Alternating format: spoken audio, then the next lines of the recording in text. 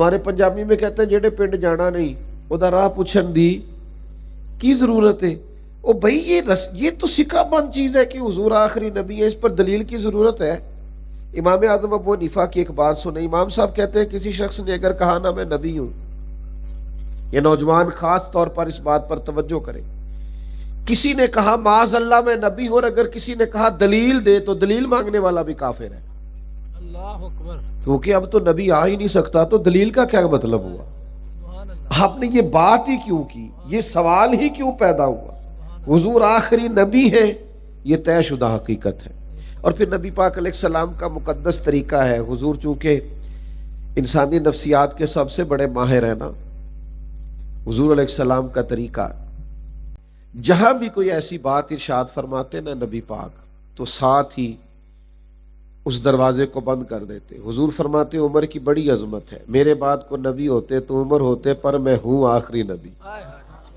یعنی وہ جو بات سوال ذہن میں اٹھ سکتا تھا نا، حضرت مولا علی شیر خدا کے ساتھ اللہ کے حبیب علیہ السلام اپنی محبت کا اظہار فرماتے، حضرت مولا کائنات رضی اللہ تعالیٰ عنہ کے بارے میں کریم فرمانے لگے علی میرے لیے اسی طرح ہے جس طرح حضرت موسیٰ علیہ السلام کے لیے ہارون علیہ السلام۔ لیکن چونکہ حضرت موسیٰ بھی نبی ہے، جناب ہارون بھی نبی، فوراً دروازہ بند کیا، فرمایا ہے میرے لیے اسی طرح جس طرح حضرت موسیٰ کے لیے ہارون، پر یہ یاد رکھنا میں آخری نبی ہوں۔ یعنی سوال جو اٹھ سکتا تھا پہلے سے اس کا دروازہ حضور نے بند کر دی، تو یہ سوال ہی سرے سے پیدا نہیں ہونا چاہیے۔ اور تقاضا یہ ہے عقیدہ ختم نبوت کا کہ ہم وہ بات ہی کیوں سنیں، ہم اس طرح کے کسی شخص کو بات کرنے کا موقع ہی کیوں دے کہ بھئی یہ دروازہ بند ہے، اس پر کلام ہو سکتا، یہ مکمل بند ہے۔ آپ کا کیا خیال ہے جو علماء جگہ جگہ پہ ختم نبوت کے پروگرام کرتے ہیں، اجتماعات کرتے ہیں اور کورسز کراتے ہیں اور جمعوں میں واعظ کرتے ہیں، تو یہ بڑا ضروری مسئلہ ہے حضور کا آخری نبی ہونا، یہ بڑا ضروری مسئلہ۔ وہ ایک ملک کا وزیر اعظم تھا نا، ایک صاحب آئے اچانک اور آ کے کہنے لگے صاحب آپ تو ابھی وزیر اعظم کی کرسی میں بیٹھے ہیں، تو پیچھے میں نے ایک بندہ دیکھا ہے وہ کہہ رہا تھا وزیر اعظم تو میں ہوں۔ وہ چونک گیا، کہنے لگا وہ کیڑا ہے، اتنی ضرورت کس کی ہے؟ اس نے کہا میرا خیال ہے اب میں آپ کو مسئلہ سمجھاتا ہوں کہ یہ ختم نبوت بھی ایک منصب ہے، اگر کوئی دوبارہ دعویٰ کرے گا تو اسی طرح چونک کے پوچھا جائے گا کون ہے بے شرم جو اس طرح کی بات کرتا ہے، یہ تو سکہ بند ایک بات ہے۔ تو یاد رکھیے گا یہ صرف مثالیں سمجھانے کے لیے ہوتی ہیں، ورنہ بلا مثال و بلا تشبیہ حضور آخری نبی ہے، یہ مضبوط عقیدہ ہے، اس میں کسی قسم کی کوئی بھی گفتگو کرنے کی بھی اجازت نہیں۔ اب ہم نے کرنا کیا ہے؟ اب ہم نے ختم نبوت کے تقاضوں کو سمجھنا ہے۔ سب سے پہلی بات تو یہ ہے کہ جب حضور آخری نبی ہے تو اس کا ایک معنی یہ ہے کہ اب نہ زمین سے آسمان کا جو وحی کا رابطہ تھا وہ ختم ہے، چونکہ حضور آخری نبی ہے۔ اب جتنی ہدایات، تعلیمات، ارشادات آنے تھے وہ آ چکے، اب قیامت تک کے لیے جو دین غالب رہے گا وہ نبی کریم کا دین ہے۔ اب کوئی نیا تجربہ کرنے کی، کوئی نیا کلچر لینے کی، کوئی نئی تہذیب لینے کی، کوئی ٹی وی سے کچھ سیکھنے کی، کوئی کسی کی تہذیب اوڑھنے کی کوئی ضرورت حضور علیہ السلام نے جو ہمیں دین دیا ہے، جو اخلاقیات کا باب دیا ہے، وہ کامل بھی ہے، مکمل بھی ہے اور اکمل بھی ہے۔ اور پھر اور گھر کے اندر سامان کئی مہینوں کا اکٹھا ڈال دیا گیا ہو، تو بچے اگر پڑوسیوں کے گھر جائیں کوئی سامان لینے کے لیے تو پھر تکلیف ہوتی ہے کہ نہیں؟ اللہ کے رسول نے تو ہمیں سارا کچھ سکھا دیا ہے، یعنی ہم اس دین کے ماننے والے ہیں جس نے پیدا ہوتے وقت بتایا کہ بچے کے کان میں اذان کہنی ہے، 7ویں دن نام رکھنا ہے، ممکن ہو سکے تو عقیقہ کرنا ہے، اور فرمایا 7 سال کا ہو جائے تو نماز پڑھنے ساتھ لے کے جانا ہے، 10 سال کا ہو جائے تو نماز نہ پڑھے تو سختی کرنی، ایک ایک بات بتائی، یہاں تک کہ انتقال ہو جائے تو یوں غسل کرنا، یوں کفن کرنا، یوں قبر کھودنا، یوں دفن کرنا، یوں دعا مانگنا۔ تو جو دین تیری پیدائش سے لے کر جنت جانے تک ساری باتیں تجھے بتاتا ہے، پھر تجھے کمی کیا رہ جاتی ہے؟ پھر تھوڑا کلچر اس کا لینا ہے، تھوڑا اس کا لینا ہے. تو اقبال کہتے ہیں پھر خاص ہے ترکیب میں قوم رسول ہاشمی. پھر تم ذرا اپنے آپ کو فکری طور پر مضبوط کرو. پھر تھوڑا ادھر چلے جانا، تھوڑا ادھر چلے جانا، ادھار کا سودا لینے کی ضرورت نہیں. ہر چیز تو موجود ہے تمہارے پاس. تو ایک معنی ختم نبوت کا یہ بھی سمجھے. تیسری بات، نبی پاک صلی اللہ تعالی علیہ وسلم آخری نبی ہے. ہمیشہ ایسے ہوتا تھا کہ اللہ تعالیٰ انبیاء کرام علیہ السلام کو مبعوث فرماتا، اور جیسے ہی دور نبوت سے لوگ دور ہوتے، نبی علیہ السلام کو دنیا سے ظاہری پردہ کیے ہوئے وقت گزر جاتا تو لوگ پھر سے گمراہ ہونے لگتے. اللہ تعالیٰ پھر سے انبیاء کو مبعوث فرماتا اور پھر نئے سرے سے لوگ دین کی طرف راغب ہوتے. حضور تو آخری نبی. خطبہ حجت الوداع کے موقع پر اللہ کے رسول نے لوگوں کو پوچھ لیا، بتا دیا کہ بھئی میں نے اللہ کا پیغام پہنچا دیا. یا رسول اللہ آپ نے پہنچا دی. تو پھر نبی پاک نے نا خاتم النبیین نے ایک ڈیوٹی لگائی.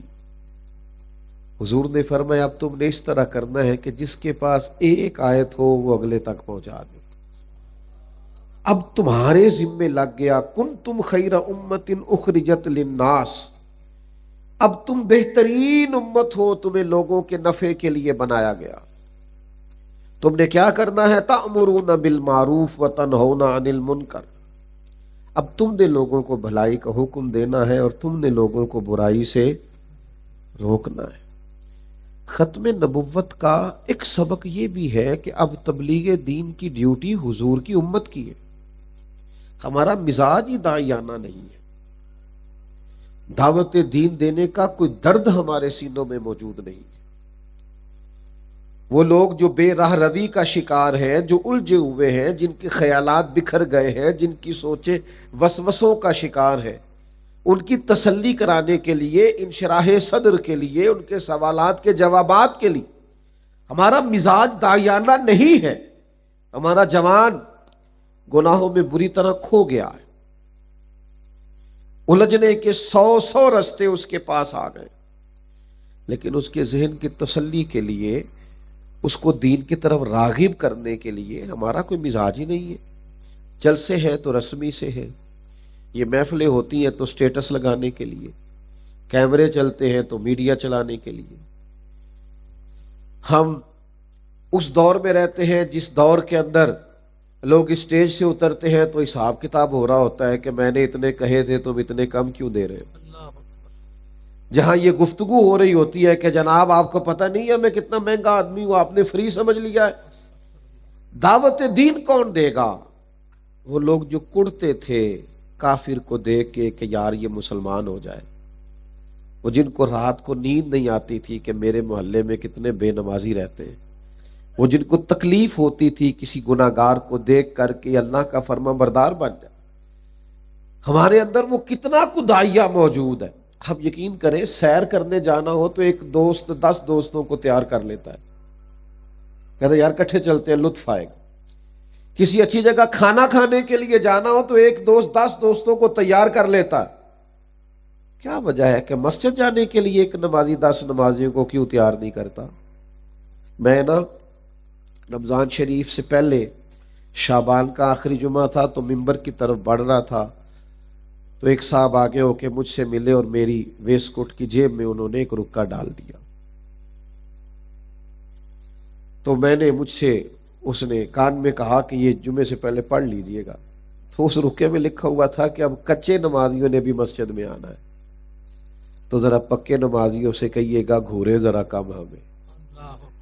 یہ نہ کہے کہ آ گئے ہو 1 مہینے کے لیے. مجھے بڑی تکلیف ہوئی کہ ہمیں تو جگہ دینی چاہیے تھی. جو نوجوان بھی آئے بسم اللہ آئے تو صحیح، ہمیں تو موقع دینا چاہیے تھا، ہمیں تو گنجائش پیدا کر کے دینی چاہیے تھی. حضور آخری نبی ہے، اب تبلیغ دین کی ڈیوٹی تو امت کی ہے. امت کو تو روز منصوبہ بندی کرنا چاہیے تھی کہ کیسے اچھے سے اچھے طریقے سے دین پھیلایا جا سکتا، کون سا بہتر سے بہتر طریقہ اختیار کیا جائے کہ ہم دین کے پیغامات لوگوں تک پہنچا سکیں.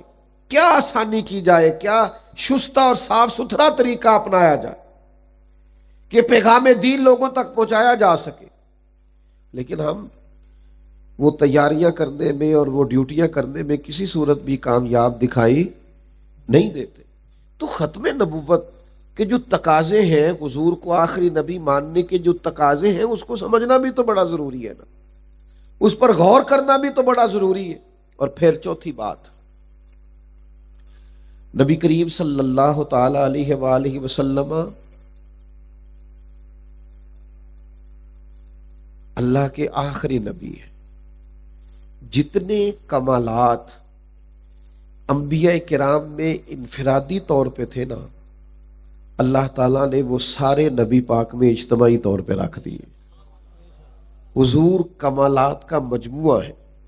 یعنی آپ سیرت کو کسی اینگل سے بھی پڑھیں گے نا, کسی, یعنی تاجر کہتا ہے میں نے حضور سے سیکھنا ہے, تو آئے نہ سیکھے نا. حضور نے تجارت کی ہے, تجارت کے اصول بھی بیان فرمائے. مجاہد کہتا ہے مجھے حضور سے سیکھنا ہے, سیرت سے سیکھنا ہے, تو آئے نا.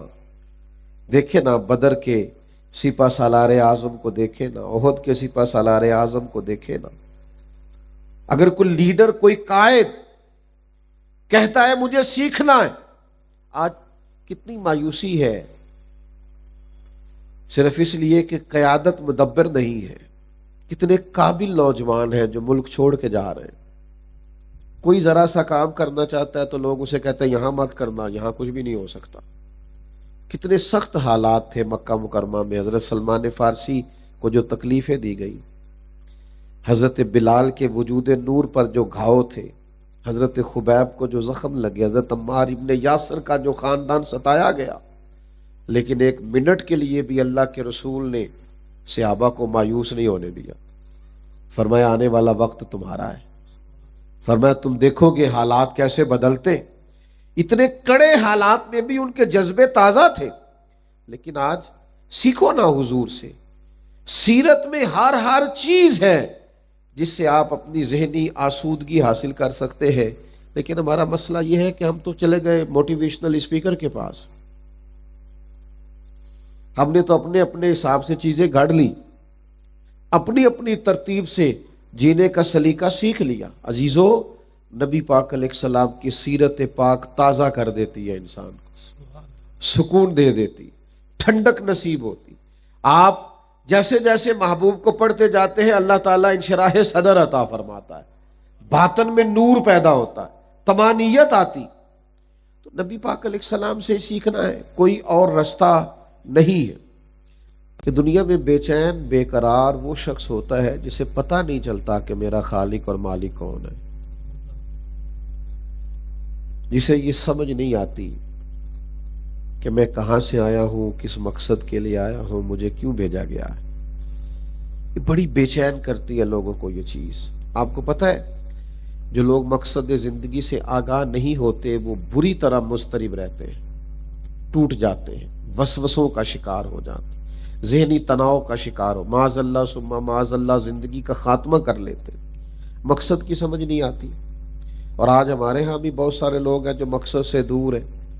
یعنی اگر کسی کا پیسہ کمانا مقصد ہے تو کروڑوں کما لے گا, تو پھر آہستہ آہستہ اسے شک ہونے لگ جاتا ہے کہ جتنے لوگ بھی مجھ سے سلام لیتے ہیں شاید پیسوں کے لیے لیتے ہیں. بیچارہ اتنے پیسے رکھنے کے باوجود ہر وقت پریشان رہتا ہے. اچھا جی مجھے مشہور ہونا ہے. اب پاکستان میں تو اب جو کلچر بنا ہے ہر طور مشہور ہونا ہے, جو مرضی ہو جائے. اب تو سوشل میڈیا پہ ایسے ایسے وزادار لوگ ایسی حرکات کرتے نظر آتے ہیں کہ شرم سے آنکھیں جھکتی.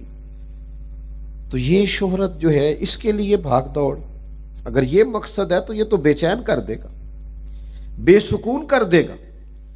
مقصد حیات جب تک نہیں ملتا, خالق کا پتہ جب تک نہیں ملتا, رازق اور مالک کی پہچان جب تک نہیں ہوتی, انسان تناؤ کا شکار رہتا ہے, ذہنی سکون نہیں ملتا. لوگ ڈھونڈتے رہے, بڑے بڑے لوگ الجھ گئے, وہ سراغ چاہتے تھے زندگی کا, وہ نقطے تک پہنچنا چاہتے تھے کہ ہم دنیا میں آئے ہیں تو مقصد کیا ہے. میرے بھائیوں, اللہ کی بارگاہ تک پہنچنے کا واحد ذریعہ اور کامل ذریعہ صرف اور صرف ذات رسالت مآب۔ صلی اللہ علیہ وسلم۔ نبی پاک علیہ الصلاۃ والسلام کی ذات اللہ تبارک و تعالی کی برہان ہے۔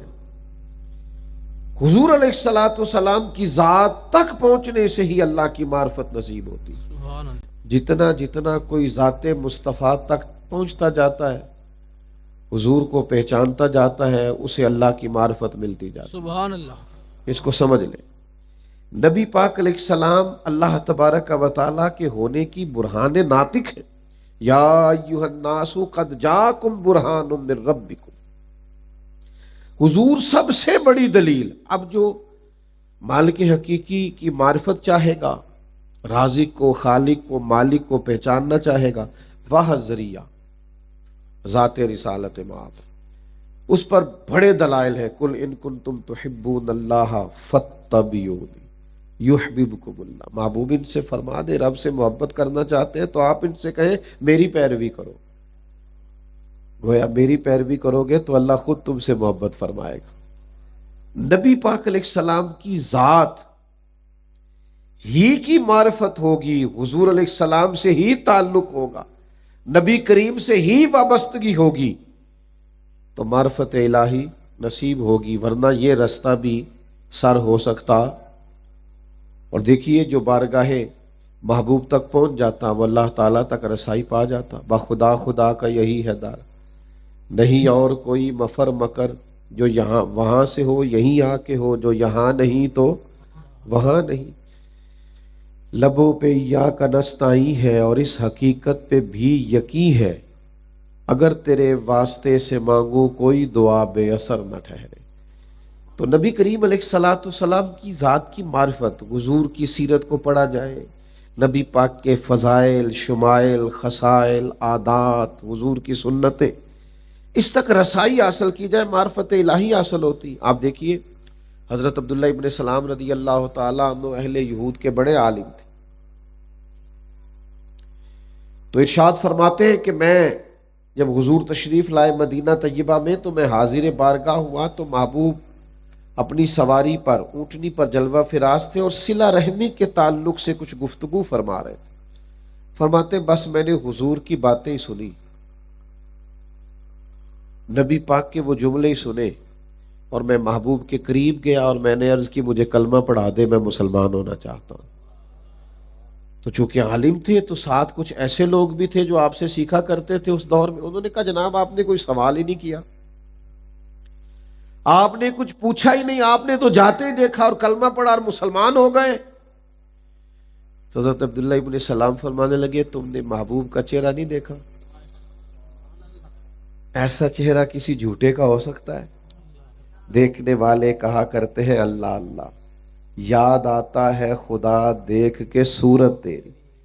تو نبی پاک علیہ السلام کی جب معرفت ہوگی تو پھر کیا نتیجہ نکلے گا کہ ذات خدا تک رسائی ہوگی۔ دیکھیے نا، جیسے جیسے لوگ حضور کے قریب آئے ویسے ویسے انہیں قرب الہی نصیب ہوا، اور اتنا قرب الہی نصیب ہوا، اتنا قرب الہی نصیب ہوا کہ ان کے من کی دنیا محسوسات کی دنیا کی طرف بڑھنے لگی۔ حضور غار ثور میں، حضرت صدیق اکبر ذرا گھبرائے کہ حضور وہ تو آ گئے، فرمایا لا تحزن ان اللہ معنا، تو گھبرا نہ، اللہ ہمارے ساتھ ہے۔ سبحان اللہ۔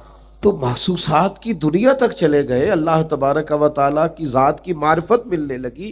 اس کا واحد راستہ ذات رسالت مآب ہے۔ میرے عزیز دوستو، کرنا کیا ہے ہمیں ختم نبوت کے مسئلے کے تقاضوں کو سمجھنا ہے، اس کی نزاکت کو سمجھنا ہے۔ ہم بہت سارا وقت خواب غفلت میں گزارتے ہیں، بہت سارا ٹائم ضائع کرتے ہیں، مجالس کو، محافل کو رسم کے طور پہ لیتے ہیں، الا ماشاءاللہ ہمارے مزاجوں اور ذہنوں کے اندر ابھی بھی وہ خاص شوق پیدا نہیں ہوتا کہ ہم ترویج دین کے لیے، اشاعت مذہب کے لیے آگے بڑھیں اور ہم سیرت پاک کے نقوش سے اپنے لیے فیض حاصل کریں، حضور کی معرفت پا کے اللہ تعالیٰ کی بارگاہ تک جائیں۔ وہ خاص ذوق ہم اپنی طبیعتوں میں پیدا نہیں کرتے۔ الحمدللہ میلاد شریف آ گیا، جگہ جگہ حضور کا ذکر پاک ہوگا۔ کبھی کبھی بڑی اس بات کی تکلیف ہوتی ہے جب بہت سارے لوگوں کو یہ کہتے ہوئے سنتے ہیں کہ میں تو اتنا پڑھا ہوا ہی نہیں، تو میں کہتا ہوں ہر ہفتے تو آپ جمعہ پڑھتے ہیں، کچھ نہیں سنتے آپ، ہر محفل میں تو آپ جا کے بیٹھتے ہیں. تو صحابہ اگر ان باتوں کو یاد کیا ہوتا، ان کو ذہن میں بٹھایا ہوتا اور مزاج عمل کا ہوتا، صرف سر دھننے کا نہیں. ابھی تھوڑی دیر پہلے بھی میں عرض کر رہا تھا دوستوں کو کہ ہمارے ہاں سننے سنانے کا مزاج ہے، سیکھنے سکھانے کا مزاج نہیں، ہماری طبیعت نہیں ہے. اور اگر کوئی چیز لیں گے بھی تو وہ بھی ہم بس وہ ترتیب دیکھیں گے کہ جناب فلاں جگہ پہ فلاں بات بڑی لطیف تھی، میرے کانوں کو بڑی بھلی لگی اور میری طبیعت میں بڑی ٹھنڈک آئی، اس سے زیادہ کچھ نہیں. دین کو سیکھیے، دین کو سمجھیے. دین تسلی کا باعث ہے، دین باعث راحت ہے، دین باعث ٹھنڈک ہے.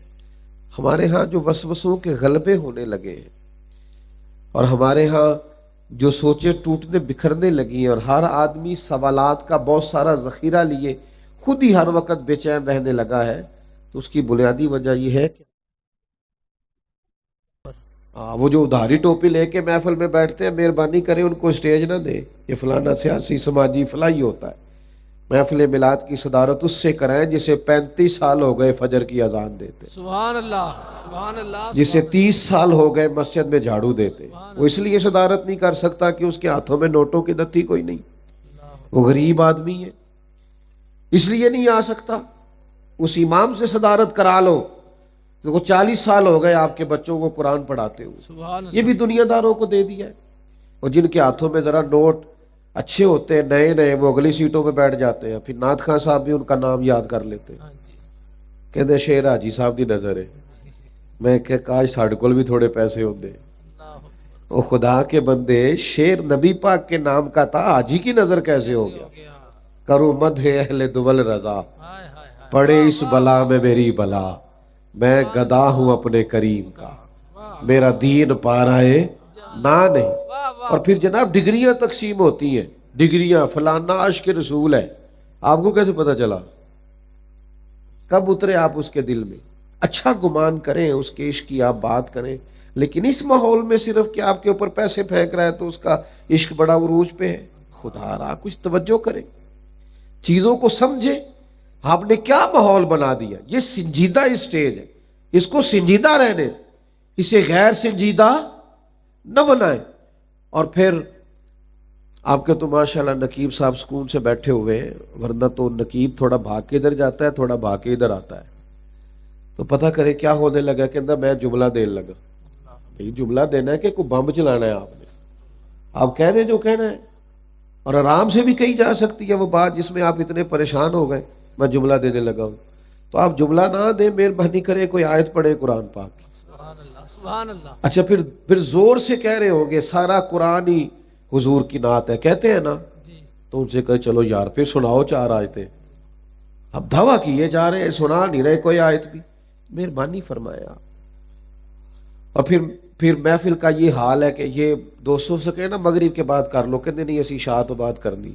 کیوں جی؟ مغرب تو بعد بندے نہیں آندے تے تواڈے کو تے جگہ نہیں بچی، کیوں نہیں آندے بندے؟ سبحان اللہ. ہاں توجہ تو کریں، کام منظم طریقے سے کریں. کون کہتا ہے نہیں آتے؟ ذوق نہیں ہے، طبیعت نہیں ہے. آپ وہ محفل شروع کی عشاء کے بعد، جس آدمی نے صبح 7 بجے ڈیوٹی پہ جانا ہے وہ بیچارہ کیسے 2 بجے تک بیٹھے گا آپ کے ساتھ؟ پھر الٹا آپ روب بھی جما رہے ہیں کہ تسی سبحان اللہ نہیں کہندے، تسی ہاتھ کھڑا نہیں کردے، تسی نعرہ نہیں مار دے. او بھائی آپ مہربانی کریں، آپ کچھ کہیں بات آگے جائے. یہ زبردستی داد امداد لینے کا کیا مطلب ہے؟ سبحان اللہ. تو میرے عزیز محفلوں کو صرف منظم کریں، ان کا طریقہ کار بدلیں. دنیا کہاں کی کہاں پہنچ گئی، آپ انہی رسمی چیزوں میں کب تک؟ آخر آپ فکری تربیت کریں قوم کی. میلاد تو ذوق والی چیز کا نام ہے، سبحان اللہ. اس میں تو آپ کو چاول بھی وہ لانا چاہیے جو آپ کو بڑا پیارا لگے. سبحان اللہ. لنگر بھی آپ اپنی نگرانی میں تیار کریں. یہ حضور کی بات ہونے لگی، اس میں تو آپ کا لہجہ دھلا ہوا ہو، آپ کا انداز باوضو ہو، آپ محبوب کی بات کرنے لگے. اے پائے نظر ہوش میں آنکھوں میں نبی ہے، ہائے ہائے ہائے. آنکھوں سے بھی چلنا یہاں بے ادبی ہے. آپ کا ذوق اور طرح کا ہو، یہ ذکر رسالت مآب کی بات، لیکن وہی سارا ماحول، وہی کوئی پرواہ نہیں، کوئی مسئلہ ہی نہیں. چیزوں کو سمجھے.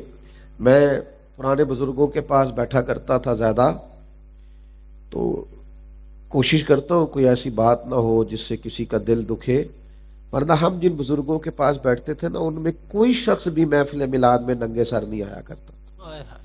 وہ ادب جانتے تھے اس کو، وہ سمجھتے تھے ہم حضور کے ذکر کے لیے جا رہے ہیں. مزاج ہی نہیں ہوتا تھا، طبیعت ہی نہیں ہوتی تھی، لوگ دوزانوں بیٹھتے تھے، کہتے تھے ذکر رسالت مآب کی محفل ہے. لیکن کہاں کھو گئی ہماری چیزیں، کہاں الجھ گئے ہم لوگ. ہمیں واپس لوٹنا ہے. حضور علیہ السلام سے محبت کے جو ہمارے تقاضے ہیں، ان تقاضوں کو ہم نے سمجھنا ہے. ہم نے پورے انہماک کے ساتھ ذکر رسالت مآب صلی اللہ تعالی علیہ وسلم کے معاملات پر غور کرنی. آخری بات آپ کی خدمت میں عرض کر کے اپنی گفتگو کو سمیٹتا ہوں. جس طرح میلاد شریف، ذکر رسالت مآب، درود پاک، یہ ساری چیزیں حضور کو راضی کرنے والی ہیں نا، یہ بھی حضور نے ہی فرمایا ہے کہ نماز میری آنکھوں کی ٹھنڈک. کچھ ایسی چیزوں پر بھی توجہ دیں جن سے نبی پاک کا بڑا ہی پیار ہے. حضور کا نا مصلی سے، نماز سے بڑا ہی پیار ہے. یعنی سورج گرہن ہو گیا، چاند گرہن ہو گیا، محبوب نے مصلی بچھا لی. بارش نہیں ہوتی، نماز شروع کر لی. کوئی قحط کا دور آیا، نماز شروع کر لی. یہاں تک کہ جنگ بدر میں ساری رات کافر صفے سیدھی کراتے رہے اور حضور نماز پڑھتے رہے. اگرچہ حضور نے بھی صفے سیدھی کرائیں، وہ سارے کام کیے جو ضرورت کے تھے، لیکن اپنا وقت مصلی پہ گزارا. ہمارا نا عبادت والا معاملہ بڑا کمزور ہو گیا ہے. روح کو غذا نہیں ملتی، عبادت نہ کریں تو پھر ہم بے چین رہتے ہیں. کچھ ایسے لگتا ہے جیسے کچھ کھوس آ گیا، ایسے محسوس ہوتا ہے جیسے زندگی میں کوئی عجیب سی کمی ہے. کچھ اطمینان سا حاصل نہیں ہو پاتا. کیوں؟ اس لیے کہ طلب ہے روح کی کہ مصلی آباد ہو، سجدے کا ذوق ہو، دعائیں لمبی ہو. اس سے شوق بھی بڑھے گا، ذوق بھی بڑھے گا. اور یہ جو دنیا داروں کو ہم دکھ بتاتے ہیں، اس سے تو عزت میں کمی آتی ہے. جب دعائیں لمبی مانگیں گے، سب اللہ رسول سے کہہ دیں گے، تو راز بھی رہے گا، پردہ بھی رہے گا، اور ہمارے معاملات